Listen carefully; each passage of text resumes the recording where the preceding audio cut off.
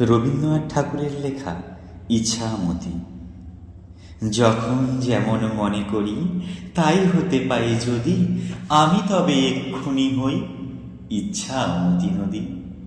রহিবে আমার দক্ষিণ ধারে সূর্য ওঠার পার, বাঁয়ের ধারে সন্ধে বেলা নামবে অন্ধকার।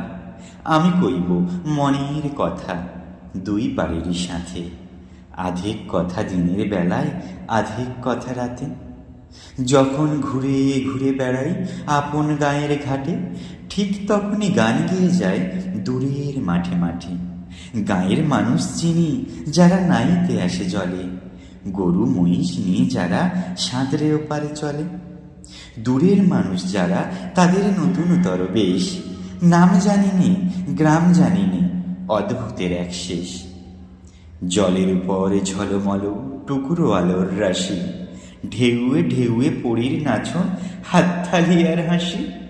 নিচের তলায় তলিয়ে যেথায় গেছে ঘাটের ধাপ, সেইখানেতেই কারা যেন রয়েছে চুপচাপ। কোণে কোণে আপন মনে করছে তারা কিকে, আমারই ভয় করবে কেন তাকাতে সেই দিকে।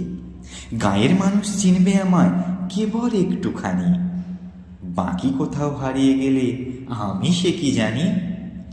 এক ধারেতে মাঠে ঘাটে সবুজ বরণ শুধু, আর এক ধারে বালুর চরে রৌদ্র করে ধুধু। দিনের বেলায় যাওয়া আসা, রাত্রে থমথম, ভাঙার পানি চেয়ে চেয়ে করবে গা ছমছম।